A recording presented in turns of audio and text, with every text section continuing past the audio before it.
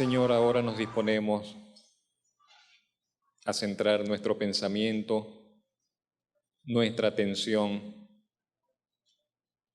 nuestra reflexión, nuestro mirar en tu palabra.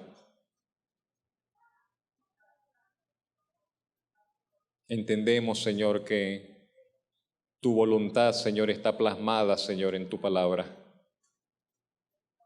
Que lo que tú deseas que entendamos, que conozcamos, que sepamos, que recordemos, está plasmado en tu palabra. Entendemos, Señor, que todo tu propósito, Señor, fue expresado, Señor, en tu palabra. Entendemos, Señor, que el Espíritu Santo iba a venir, Señor, a nosotros para recordarnos tu palabra. Que tu palabra es perfecta, que tus mandamientos son vida y paz, que tu palabra permanece para siempre, que el cielo y la tierra dejarán de ser, pero tu palabra jamás dejará de ser, permanece para siempre. Que son bendecidos, bienaventurados todos los que aprenden a amar tu palabra y ponen tus palabras por obra. Ayúdanos, Señor, en nuestra necesidad. Ayúdanos, Señor, a cada uno en lo particular, Señor, a que podamos abrazar y amar más, Señor, con todo nuestro ser, Señor, tu palabra. En el nombre de Cristo Jesús. Amén. Hoy vamos a continuar con el mensaje que iniciamos hace 2 semanas. Hace 2 semanas, en el primer servicio del año, comenzamos a hablar sobre la necesidad de que renovásemos nuestra consagración para con Dios. Y dijimos en esa reunión, ese día, que ese renovar nuestra consagración para con Dios comienza, el punto de partida es nuestra relación con la palabra de Dios. Necesitaríamos en todo caso, dijimos, renovar nuestra relación con la palabra de Dios y la oración. Mencionamos esos 2 aspectos básicamente. Era parte de la oración del Señor Jesucristo cuando dijo que fuésemos santificados en su verdad. ¿Qué otra cosa mencionamos? Permítame revisar un poco acá.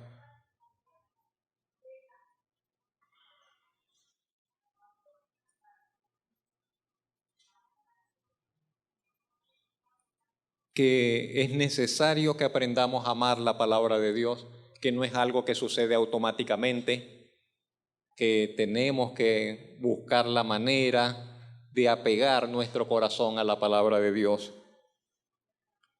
Que nosotros a veces vivimos una realidad y nos engañamos en ella porque, por ejemplo, decimos yo amo a Dios con todo mi corazón, pero no leemos la Biblia.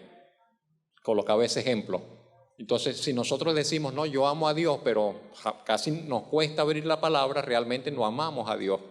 No amamos al Señor como decimos o como creemos que le amamos. Nos estamos engañando. Porque a Dios le conocemos, nos relacionamos con Él y le aprendemos a amar amando su palabra. No hay otra manera. Si queremos que Él nos hable, tendremos que abrir la Biblia. Si queremos obedecerle, tendremos que seguir las indicaciones de su palabra. Si queremos tener comunión con Él, tendremos que tener por necesidad comunión con su palabra. No hay otra manera, no hay otra forma. Pero ese era solamente un aspecto. Decimos, necesito renovar mi consagración para con Dios, mi entrega para con Dios, entonces voy a acercarme más a su palabra, voy a darle más valor al tiempo que paso en oración, al tiempo de oración. Pero hoy vamos con un segundo aspecto. Hoy quiero invitarles que consideremos lo que pienso es un segundo aspecto en este camino hacia la consagración para con Dios.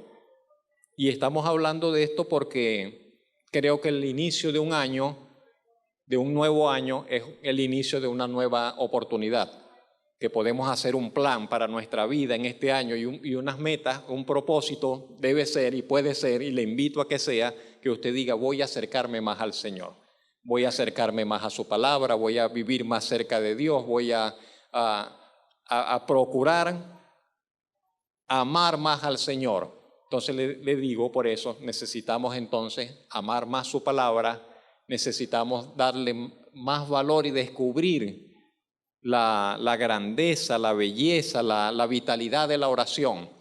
La oración no es un ejercicio, la oración no es un rito, la oración no es una disciplina, aunque necesitamos disciplinarnos para ello, porque si no se nos va la vida y no oramos, si no se nos va todo el día en distintas ocupaciones y no hacemos lo más importante.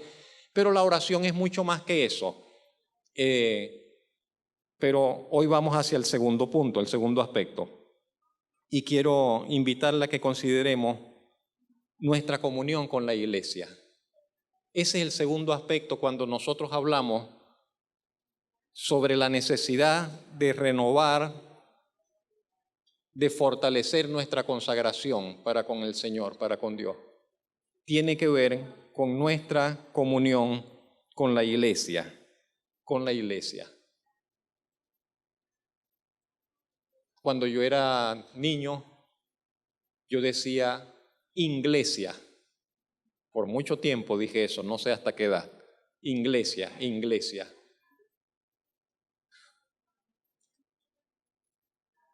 Después yo pensaba que la iglesia era el templo.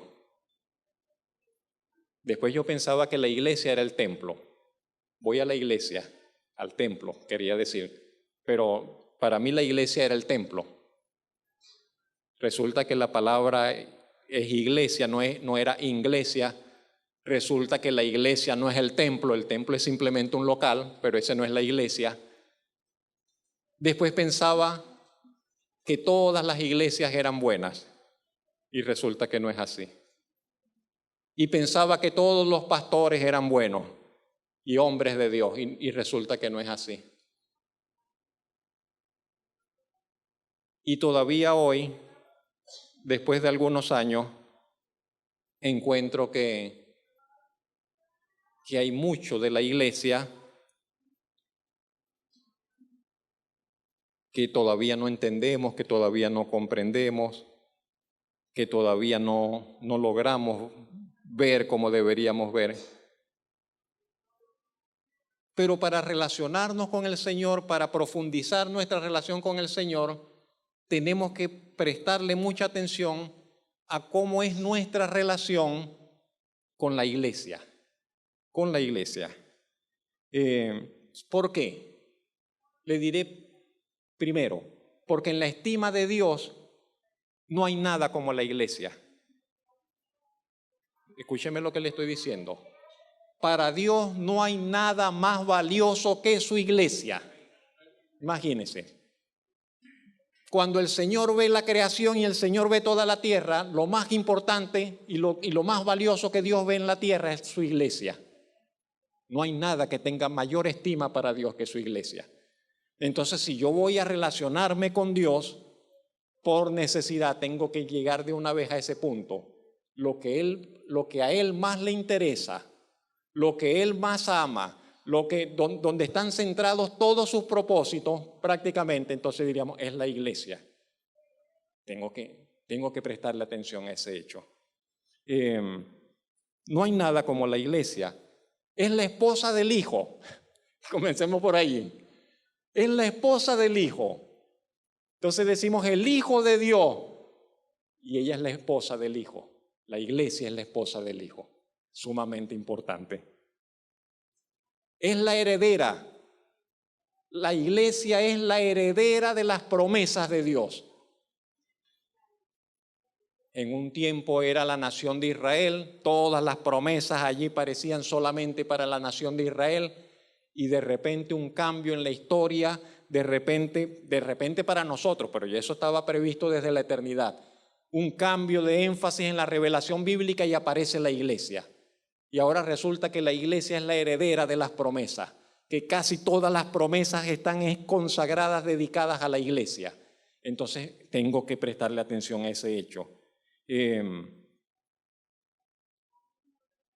Que la iglesia es la que tiene el privilegio de ser la representación de Cristo en la tierra. No es aquel hombre que dice la iglesia popular. Él no es el representante de Cristo en la iglesia, en la tierra.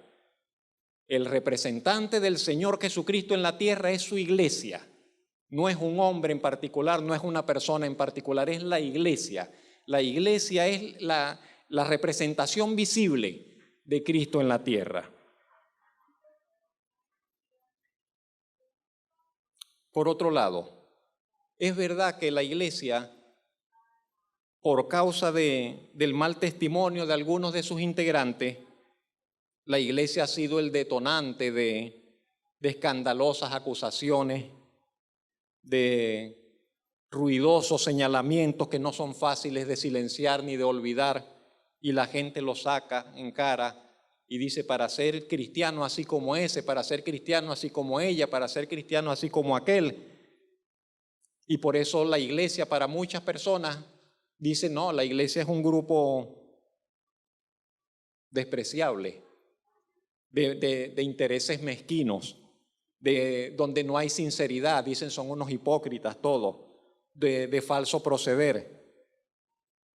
Para algunas personas esa es la iglesia. Dicen: no, ahí no hay nada que buscar.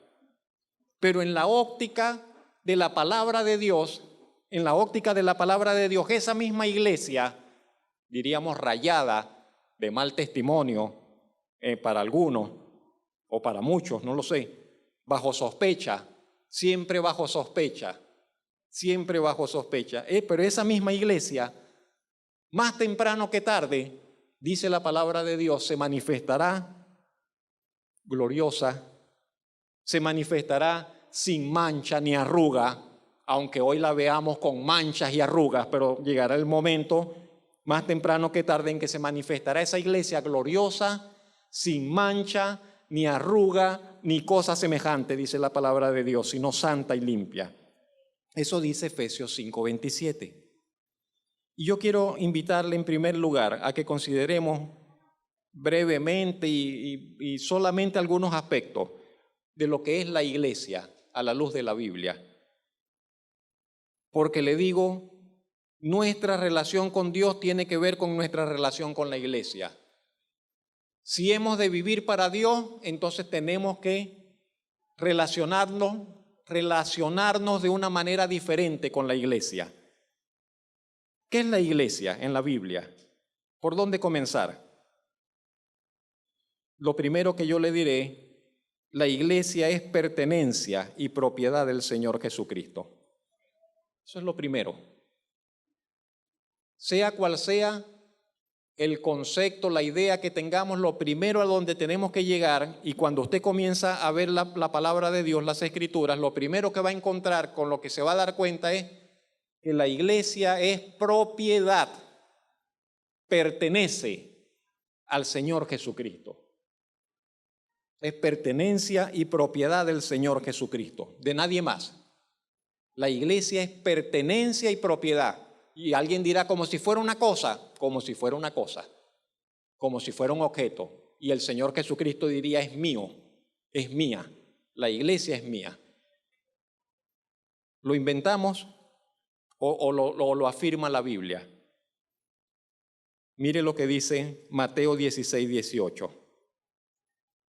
Esa cita de Mateo 16:18 es la primera vez en toda la Biblia donde aparece la palabra iglesia. La palabra iglesia aparece un poco más de 100 veces, todas en el Nuevo Testamento. Nunca aparece en el Antiguo Testamento la palabra iglesia, solo en el Nuevo Testamento. Y el primero que pronunció esa palabra y quien habló sobre la iglesia fue el Señor Jesucristo. Y la primera vez que el Señor Jesucristo habló de la iglesia dijo eso. Sobre esta roca edificaré ¿qué? Mi iglesia. Bendito el Señor. Entonces, la primera vez que el Señor se refirió a la iglesia, dijo, es mi iglesia. De allí que la iglesia no debería responder a los intereses de nadie, sino del Señor Jesucristo. No debería responder a los intereses de ninguna organización, de ningún grupo, de ninguna persona, de ningún pastor, de nadie, sino solamente a los intereses del Señor Jesucristo. Es su iglesia. El Señor Jesucristo dijo, es mi iglesia, con todo el derecho, con todo lo que ello implica. El apóstol Pablo, más adelante, quien tendría el privilegio, la responsabilidad de establecer toda la base doctrinal, la doctrina, la base, los fundamentos de la iglesia, de cómo debe funcionar la iglesia, de cómo debe operar la iglesia, de qué es lo que debe creer la iglesia, de cómo deben vivir los que forman parte de la iglesia, de cuáles son los propósitos de Dios para con la iglesia en el tiempo presente y en los tiempos finales y en el futuro. El apóstol Pablo, que le tocó toda esa tarea, privilegio, que fue escogido para ese propósito por Dios, él diría también,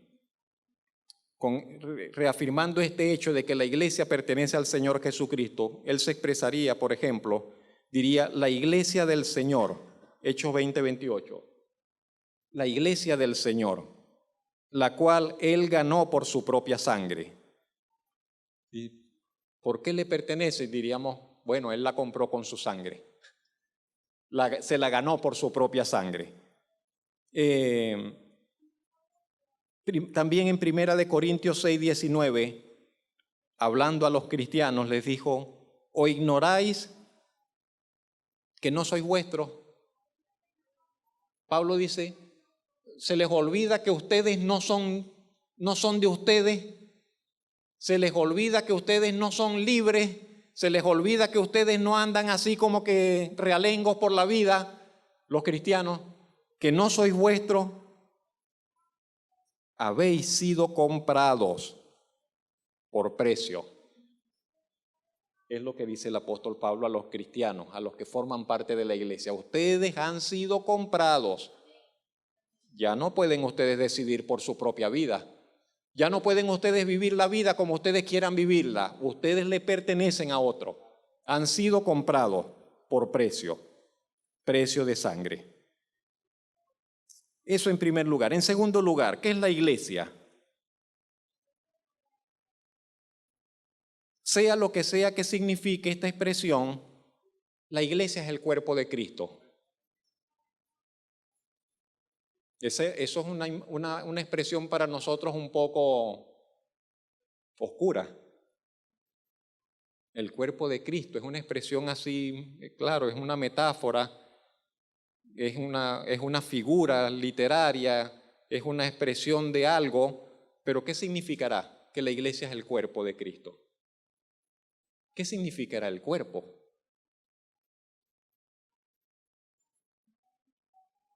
Y en ese sentido, esa figura se usa mucho en el Nuevo Testamento. Y entonces se dice, sí, la iglesia es un cuerpo.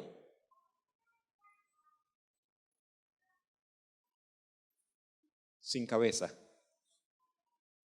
Por sí sola no tiene cabeza. Todo cuerpo necesita una cabeza. ¿Y dónde está la cabeza de la iglesia? Si alguien preguntase, diría, no está en ella, la cabeza está allá. Es Cristo. Y todo lo que nosotros pudiésemos imaginar que se desprende de esa figura. Usted toma un cuerpo, quítele la cabeza, a ver qué va a pasar con el cuerpo. A ver si va a sobrevivir, a ver si va a poder realizar alguna función, a ver si va a poder desenvolverse. No, todo está aquí. Dios nos diseñó de tal manera que esto controla todo. Desde el movimiento más mínimo que pueda haber, desde las sensaciones más mínimas que podamos percibir a través del cuerpo, todo está aquí, absolutamente todo. El cuerpo solamente responde a lo que de acá sale. Las órdenes, los controles, todo está aquí. Controla el corazón, controla los riñones, controla todo es controlado de acá. Y entonces la Escritura viene y nos dice, la iglesia es un cuerpo, pero la cabeza de ese cuerpo, ¿quiere decir eso que la iglesia no controla nada? Sí, yo creo que quiere decir eso. ¿Quiere decir eso que la iglesia depende, pero hasta en lo más mínimo, de allá de la cabeza? Sí, yo creo que quiere decir eso. ¿Quiere decir eso que la iglesia no puede andar, decidir por sí sola lo que va? Sí, yo creo que quiere decir eso y más todavía. Que la iglesia no puede decidir, no puede andar, no es independiente, depende, pero absolutamente, de manera vital. Y quiere decir que si el cuerpo se separa de la cabeza, hasta ahí llegó, pereció. Hasta ahí llegó, pereció. Si el cuerpo se separa de la cabeza, pereció. Creo que todo eso está inmerso en esa figura, mis hermanos. Efesios 5:23 dice, Cristo es la cabeza de la iglesia, la cual es su cuerpo, y Él es su Salvador. Colosenses 1:18 dice, Él, hablando del Señor Jesucristo, es la cabeza del cuerpo que es la iglesia. Y añade una razón, para que en todo el Señor Jesucristo ¿tenga qué? El primer lugar, tenga la preeminencia, antes que todo, de primerito el Señor Jesucristo siempre. Y Primera de Corintios 12:27 dice, vosotros pues sois el cuerpo de Cristo. En tercer lugar, ¿qué es la iglesia? Diríamos, la iglesia es el medio o el instrumento que el Señor, que el Dios Todopoderoso ha dispuesto para que su sabiduría se haga manifiesta ante los seres angelicales.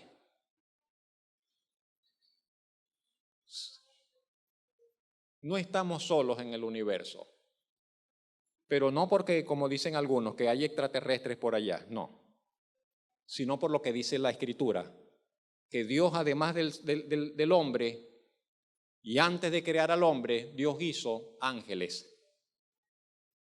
Y dentro de los ángeles hay distintos tipos de ángeles y grupos de ángeles. Y hay ángeles, hay arcángeles, hay serafines y hay otros seres vivientes, seres espirituales. Y están los que están fieles con el Señor. Y hay un grupo de esos seres espirituales que se rebeló contra Dios. Y ese es el origen de Satanás y todos sus demonios. Eran ángeles en un tiempo que estaban delante de Dios y se rebelaron y dijeron no queremos más servir a Dios y se rebelaron. Y fueron expulsados de la presencia de Dios. Ahora el apóstol Pablo dice en Efesios 3:10 que la sabiduría de Dios es dada a conocer a esos seres espirituales por medio de la iglesia. Es lo que dice Efesios 3:10.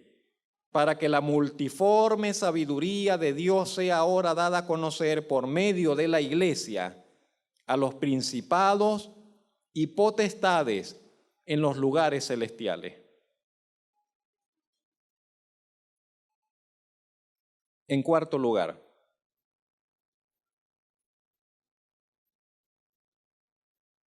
la iglesia es como un estandarte.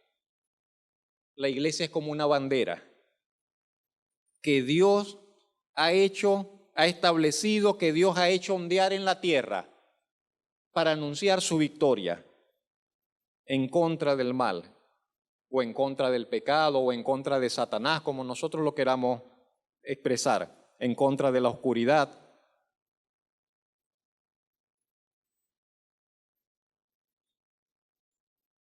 Vivimos en medio de un conflicto. Por eso el mundo está como está. Siempre ha estado así, problemático, guerras, asuntos, forcejeos, muertes, naciones que se levantan contra naciones, todo el tiempo. ¿Sabe que todo el tiempo es eso? La historia humana, ¿sabe que una de las constantes de la historia humana es la guerra? Los historiadores, váyase usted al período donde se vaya, desde la prehistoria, si lo quiere tomar desde allá hasta el siglo actual, la constante en la humanidad no ha sido la paz. La constante en la historia humana ha sido la guerra, el conflicto, los problemas, los enfrentamientos. Y lo vemos desde las primeras páginas inclusive de la Biblia en el Génesis hasta las últimas páginas en el Apocalipsis. Por todos lados guerra, por todos lados conflicto. ¿Por qué? ¿Por qué esto es así? Y la iglesia es como la bandera, la iglesia es como la señal, la iglesia es como el estandarte que Dios sembró, plantó en la tierra para anunciar que de Él es la victoria, que de Él es la victoria y que la victoria es segura, la tiene el Señor. Y aunque se levanten todos contra Él, la victoria es de Él. Y todos sus enemigos serán derrotados. Y todos sus enemigos serán destruidos. Y dice, ¿y dónde está? Entonces coloca la iglesia. La iglesia es esa señal, la iglesia es ese recordatorio, la iglesia es esa lámpara. Y alguien dirá, la iglesia, esa gente que no puede hacer nada, esa gente que son débiles, esos que son unos llorones, esos que no aguantan nada. Y cuando el Señor Jesucristo estaba con los discípulos en una oportunidad, le dice a Pedro, Pedro, tú eres Pedro. Un juego de palabras allí. El nombre Pedro en griego significa piedra, Petros, Petra. Tú eres una piedra, más o menos, algo así, como una pequeña piedra. Y dice el Señor, y sobre la roca voy a edificar mi iglesia. La cita siguiente. Y la roca no es Pedro, como dice la iglesia católica. La roca no es Pedro, la roca es Cristo. La roca es Cristo.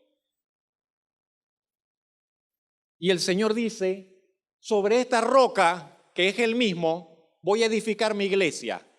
Pero el conflicto está en la frase siguiente, la guerra está en la frase siguiente. Dice, y las puertas del Hades no prevalecerán contra ella. Para nosotros el Hades es una expresión un poco rara. Es como que dijera, las puertas del infierno no podrán con la iglesia. Es como que dijera, las puertas de la muerte no podrán contra la iglesia. Otras versiones de hecho traducen así, ni siquiera el poder de la muerte podrá vencer a la iglesia. Los poderes del infierno no prevalecerán contra ella. La muerte no la conquistará. Las puertas del reino de la muerte no prevalecerán contra ella. El poder del abismo no vencerá a la iglesia. Y esa ha sido la historia de la iglesia. Por otro lado, si nosotros nos centramos solamente en la historia de la iglesia desde el siglo I hasta ahora, la iglesia siempre perseguida, la iglesia siempre amenazada, la iglesia siempre que parece que va a desaparecer, que se la va a tragar el mundo con todo su embate, y sin embargo la iglesia vuelve a levantarse y la iglesia sigue adelante. Y pasan generaciones y la iglesia todavía continúa. Se cumple la palabra del Señor. Y finalmente la victoria será del Señor y de su iglesia. En quinto lugar, y para cerrar este punto, la iglesia, cuando está en línea con la palabra de Dios, cuando está en línea con la palabra y la voluntad de Dios, cuenta con el respaldo del cielo para sus acciones y oraciones. Y quiero enfatizar ese hecho, que es cuando la iglesia está en línea con la palabra y la voluntad de Dios. Que no es que Dios nos entregó a su iglesia una carta en blanco. Hagan lo que quieran, que yo los voy a respaldar. No, no es así. Propónganse hacer lo que ustedes quieran, que el cielo los va a respaldar. No, no es así. Pero cuando la iglesia responde a la voluntad del Señor manifiesta en su palabra, cuando la iglesia funciona y vive de acuerdo con la voluntad de Dios expresa en su palabra, entonces la iglesia cuenta con el respaldo del cielo.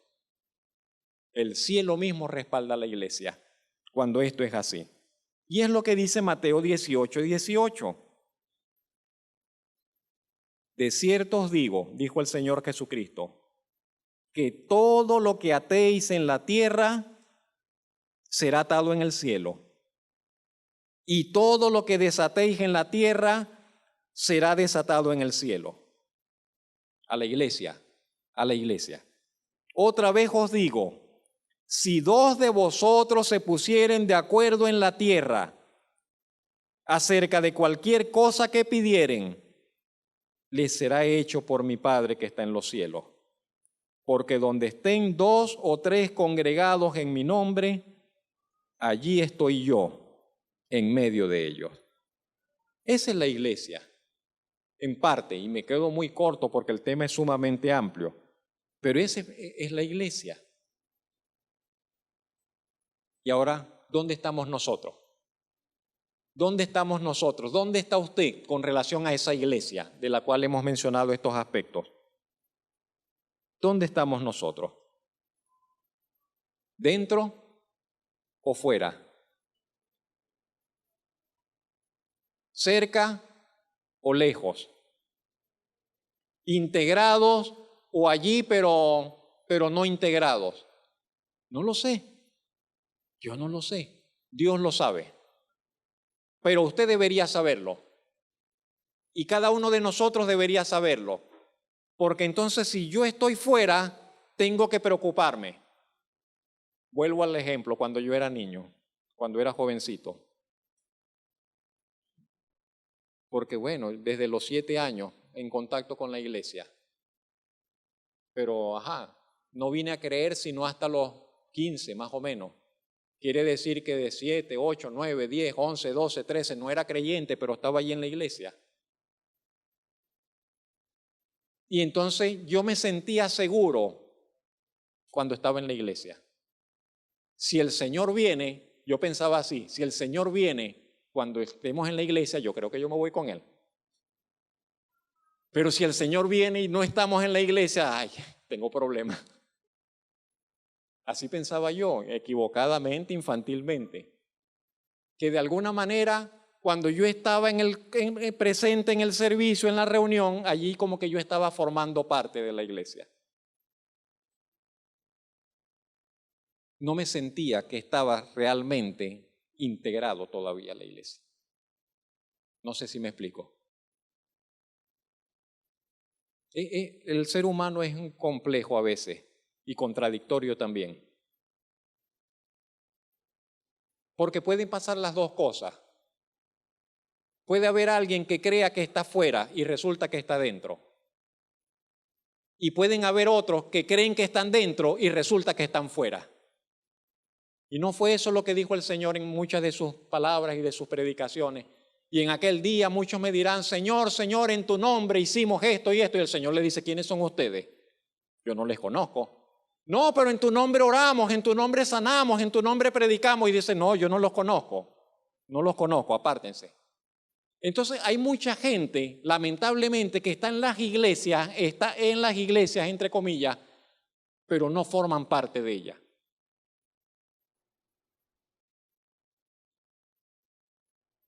¿Sí me explico ahora?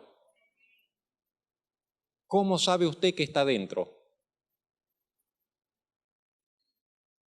¿Cuáles son las pruebas, las evidencias que usted tiene para saber que usted está dentro? Cada uno de nosotros tiene que tener una certeza en ese sentido. Y si hubiera algunas indicaciones que nos ponen mal parados, decir, Señor, necesito arreglar mi vida, necesito reconsiderar esto, necesito reconciliarme contigo, necesito renovar lo que estamos hablando hoy, mi comunión con tu iglesia.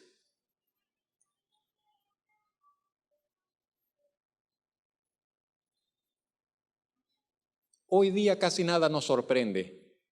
Es lamentable, pero esa es nuestra realidad. Casi nada nos sorprende.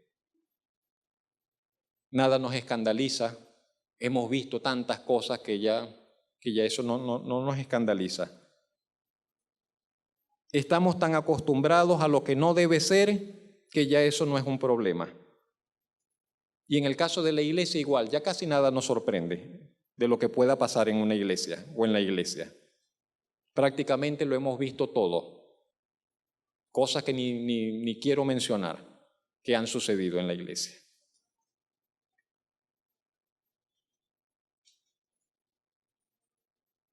Pero hoy estamos mencionando el hecho de que nuestra renovación, si hemos de renovar nuestra consagración para con Dios, tenemos que pensar en este aspecto de la iglesia. No se puede vivir para Dios lejos de la iglesia.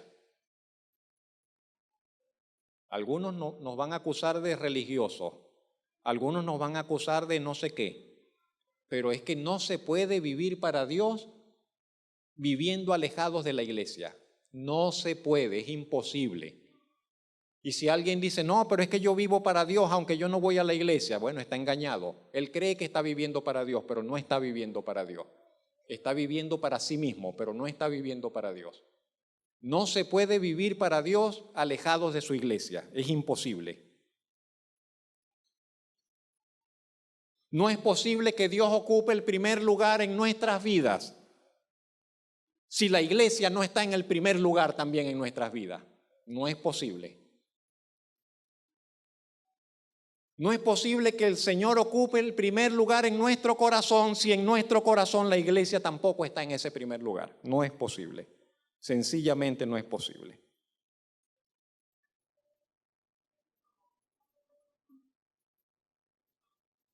El hombre o la mujer que ha tenido la experiencia de tener un verdadero encuentro con Dios por el único medio posible, que es la palabra de Dios, la palabra del Evangelio.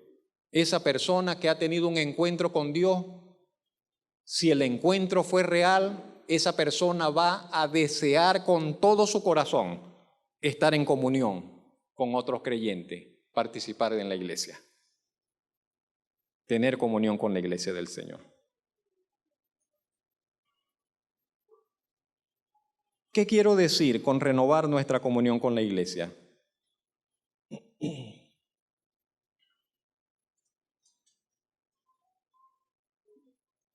Algunos aspectos un poco prácticos.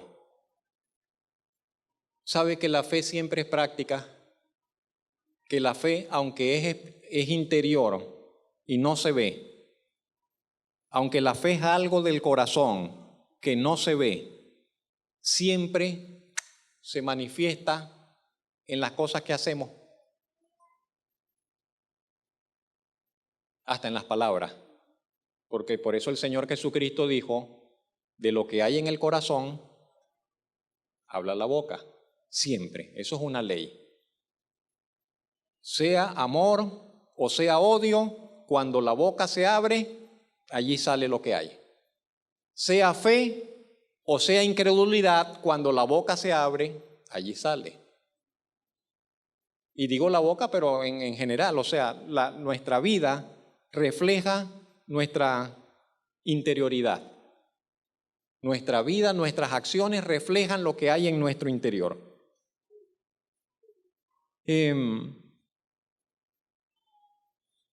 Cuando hablamos de renovar nuestra comunión con la iglesia, permítame señalarle unos 6 puntos tal vez. Comenzando con el más sencillo, el más práctico de todo. Asistir con mayor fidelidad a las reuniones. Hebreos 10:25. Esa cita conocida yo creo que de todos los cristianos. No dejando de congregarnos, dice la palabra. Como algunos tienen, deberíamos casi que colocar por mala costumbre, sino exhortándonos. Pipo, no te vi el domingo en la iglesia. ¿Por qué no fuiste? ¿Qué pasó? No, que me quedé pintando un carro. ¡Qué barbaridad, Pipo! La semana tiene 7 días y precisamente te vas a poner a pintar el carro el domingo en el horario del culto. No está bien eso que estás haciendo. Yo creo que no deberías hacer eso más. Exhortándonos, dice. exhortándonos unos a otros, tanto más cuando veis que aquel día se acerca.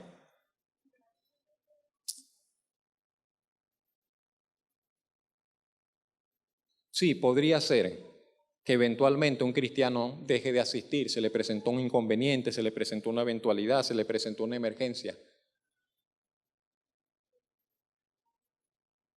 Pero si queremos crecer en nuestro amor para con el Señor, tenemos que darle atención a este aspecto. El transporte está difícil, la gasolina sí está difícil. Pero yo también recuerdo que en años anteriores sé de muchas personas y aún personas de la tercera edad salían de sus casas casi de madrugada caminando para llegar a tiempo al culto. Y nosotros los creyentes de hoy somos tan blanditos que si no tenemos carro con gasolina no vamos a la iglesia. Caminar, voy a caminar media hora, pero había gente que caminaba 3 horas todas las semanas para ir a la congregación. ¿Y por qué lo hacían? Porque amaban al Señor. Porque para ellos era sumamente importante estar allí en la iglesia del Señor. Porque para nosotros no es tan importante. Tenemos un problema entonces. Si cualquier cosa nos impide asistir y congregarnos, tenemos un grave problema. Y hasta que no lo reconozcamos, no va a cambiar esa situación en nuestra vida. Tenemos un grave problema. Entonces,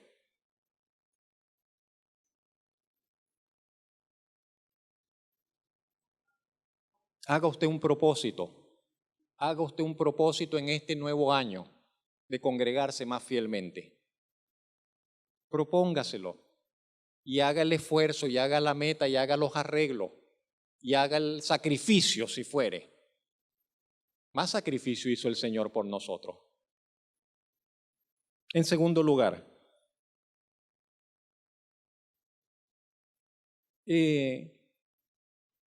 renovar nuestra comunión con la iglesia tiene que ver con que demos espacio a ese hecho, que podamos intimar y profundizar en las relaciones interpersonales.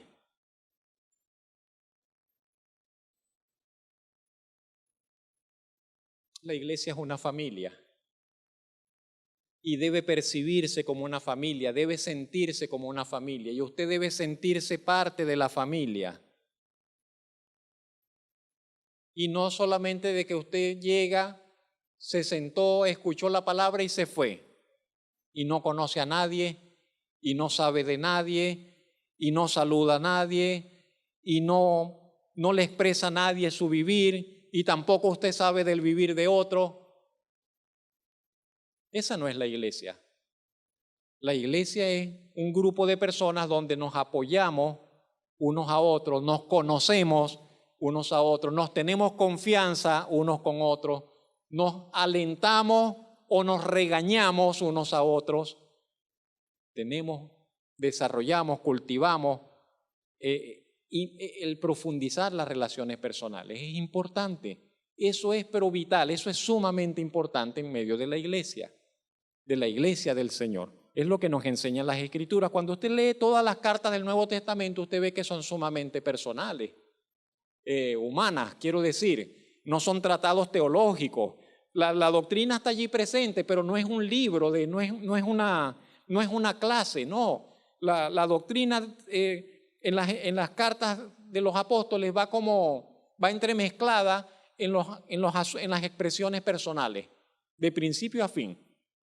Va allí entremezclada, es el trato de los creyentes, es el trato de las personas, que en todas las esferas de la humanidad, pues de las relaciones humanas, en toda la esfera de las relaciones humanas. Entonces, un propósito también para este año, mis hermanos, amigos, trate de profundizar en las relaciones interpersonales, trate de hacer amistades, trate de cultivar, trate de profundizar, trate de abrirse un poquito más, trate usted también de abrirse para expresar y de abrirse para recibir, para conocer un poco más. En tercer lugar, y muy relacionado con muy cerca de implica permitir que nuestras vidas sean públicas. Que nuestras vidas sean públicas, sean abiertas. Segunda de Corintios 3:2. Pablo diría, nuestras cartas sois vosotros, le dice a los hermanos, escritas en nuestros corazones, conocidas y leídas de todos los hombres.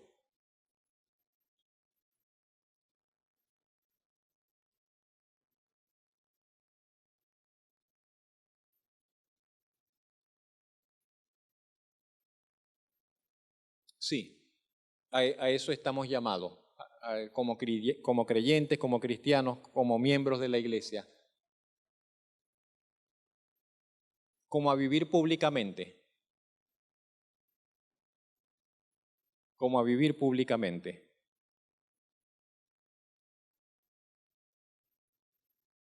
Sin nada que esconder, sin nada que ocultar, transparentemente. En cuarto lugar,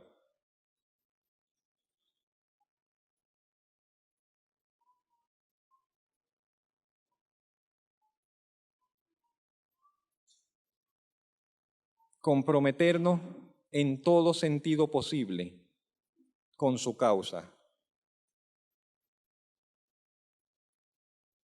La iglesia somos todos, los creyentes.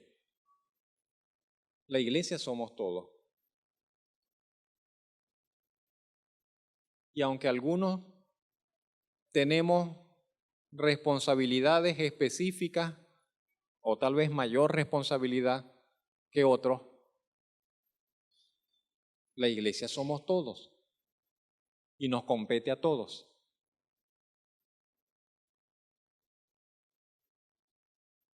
El apóstol Pablo dijo, lo que sobre mí se agolpa cada día.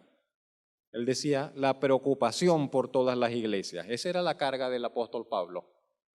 Viajaba de región en región, de lugar en lugar, anunciando el evangelio, formaba iglesias y después dice, llevó la carga de cada una de esas iglesias, saber si están bien, saber cómo les va, saber si han perseverado, si han permanecido, si tienen problemas, si están enfrentando dificultades.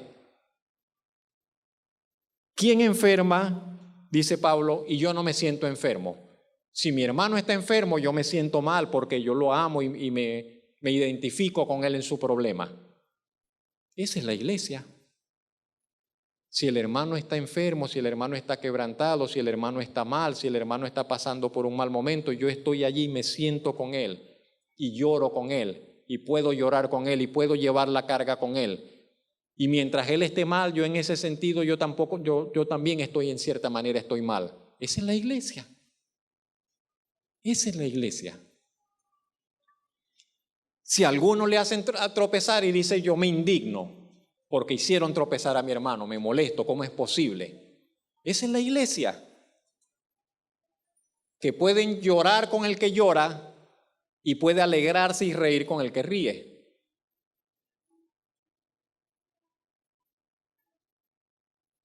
La filosofía actual, y de hace mucho tiempo, pero sobre todo actual, dice, a mí no me importa lo que viva la gente. Cada quien que viva su vida tal, yo vivo mi vida así. No tengo que ver con nada. Es más, el que me cause molestias, yo lo corto. Que a mí nadie me venga a intranquilizar. Imagínense, entonces, esa es la exaltación del egoísmo. Esa es la exaltación del egoísmo. Yo no voy a preocuparme por nadie, a mí no me interesa a nadie, yo no quiero saber nada de nadie, yo y mi vida.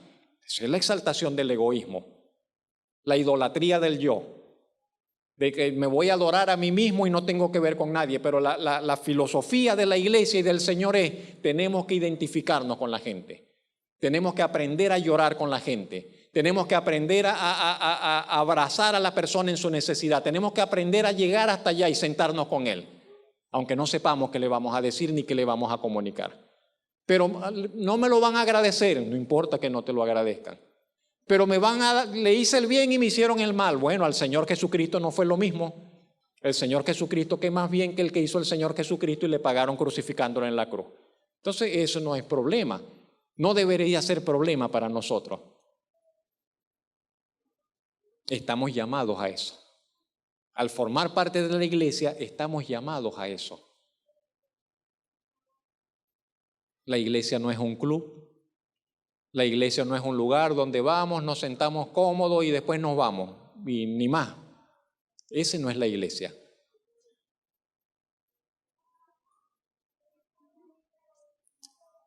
Siguiente punto, penúltimo creo, dice: disponernos a crecer en el conocimiento de Dios en ella. Sí, disponernos a crecer, a continuar creciendo en conocer a Dios. Y esto se da en la iglesia. Así que dice el apóstol Pablo: hermanos míos amados, estad firmes y constantes,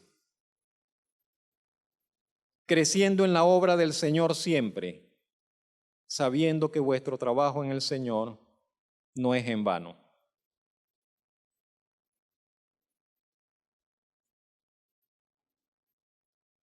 Y en último lugar, hacer que nuestro corazón aprenda a amar más todo lo que es de ella.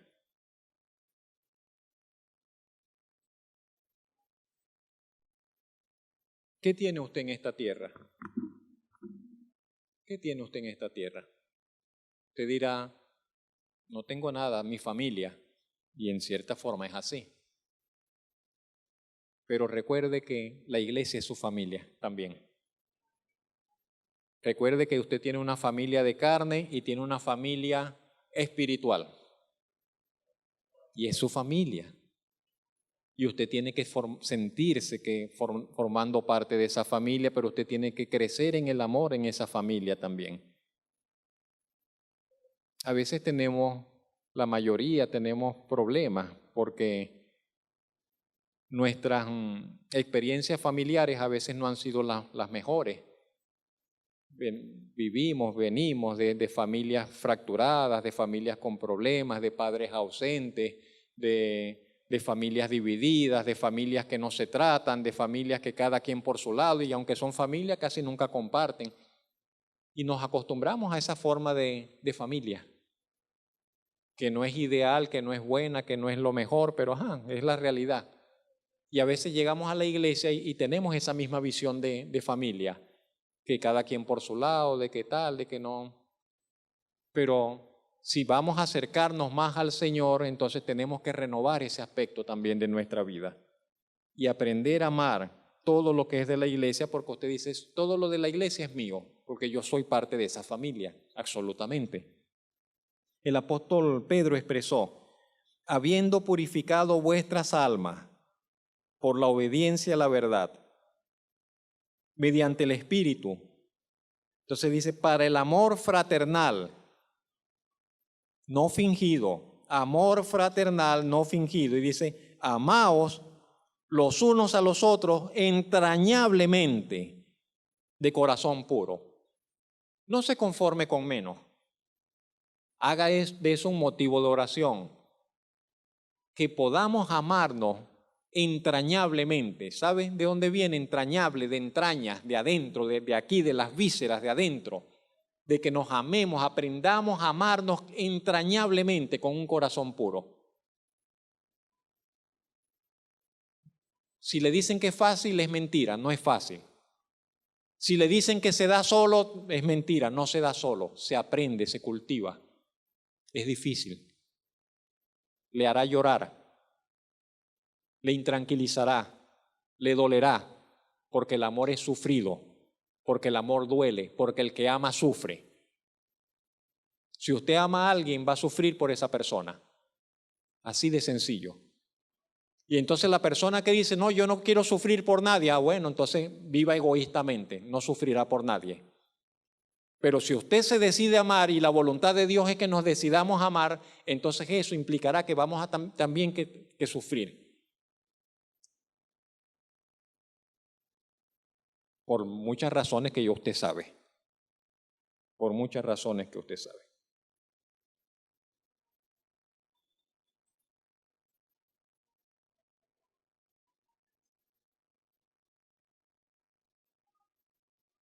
Estamos viviendo tiempos exigentes, tiempos complicados en muchos sentidos.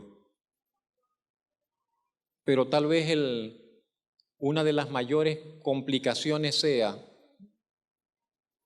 que hay mucha gente que pretende vivir para el Señor a su manera. Y hoy le digo, no podemos vivir para el Señor a nuestra manera. Tenemos que vivir para Él a la manera de como nos lo muestra su palabra. A la manera como nos lo muestra su palabra.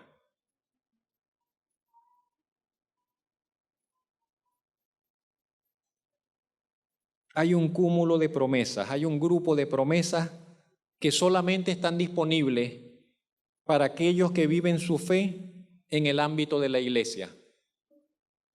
Sabe que hay mucha gente publicando versículos bíblicos y no asisten a una iglesia y no tienen comunión con la iglesia del Señor y se la pasan colocando versículos y compartiendo promesas, pero eso no llega a ninguna parte, ni tiene ningún efecto.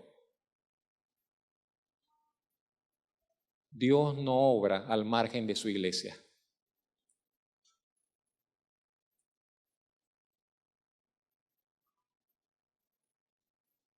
Hay una cantidad de promesas que solamente se validan, se cumplen, se realizan en medio de la iglesia, en la dinámica de la iglesia. Y es mi oración y es mi ruego para con ustedes, para con usted en este día, que podamos sentir la necesidad, el convencimiento de responder y de disponer nuestra voluntad, de disponer nuestro corazón para permitir que el Señor obre un proceso de renovación. Necesitamos que el Señor nos renueve, que el Señor nos ayude a vivir más consagradamente para Él y para su reino. La semana pasada dijimos que ese proceso está determinado por la palabra de Dios y la oración. Hoy agregamos pues, que ese proceso tiene que ver con nuestra comunión con la iglesia. La semana próxima, si el Señor lo permite, tocaremos el tercer y último aspecto en este sentido.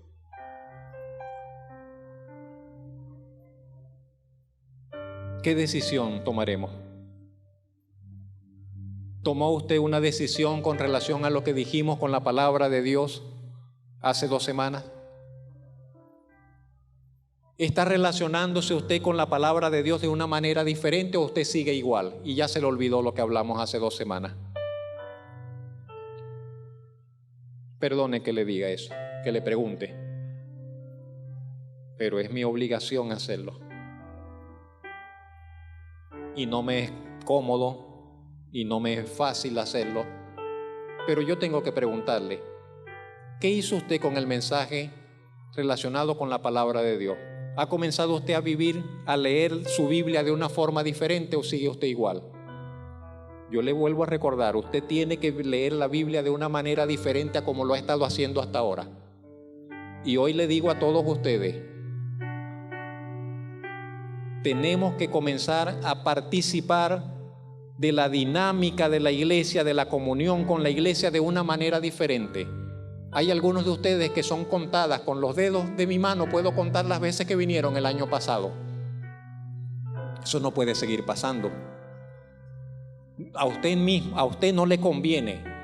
Eso habla de que hay un problema en usted que usted tiene que arreglar, no conmigo, no con la iglesia, de usted con el Señor.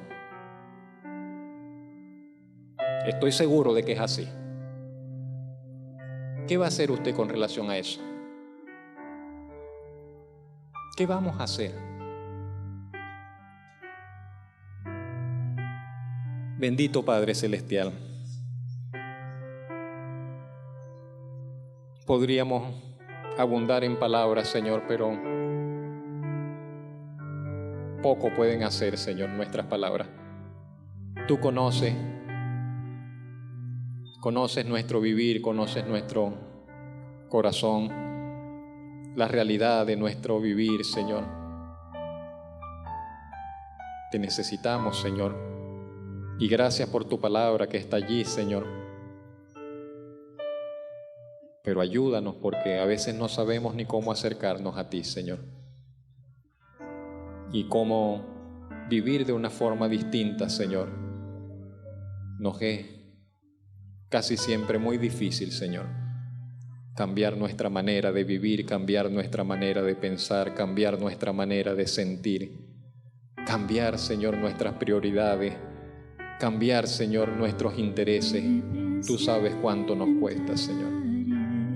Pero si es tu voluntad, Señor, que experimentemos ese cambio, rogamos que nos ayudes, Señor, que nos renueves, que nos ayudes a renovar, Señor, nuestro acercamiento a ti, que nos ayudes a renovar nuestro acercamiento a tu palabra, que nos ayudes a renovar nuestra forma de orar, que nos ayudes a renovar nuestra comunión,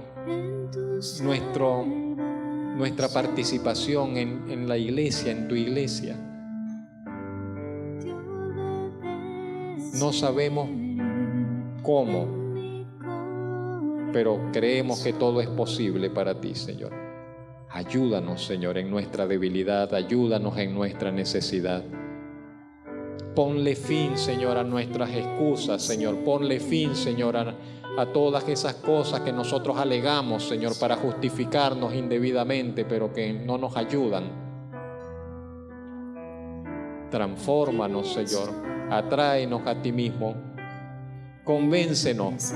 Si estamos mal, convéncenos. Si estamos en pecado, convéncenos. Si estamos separados de ti, Señor, convéncenos, Señor.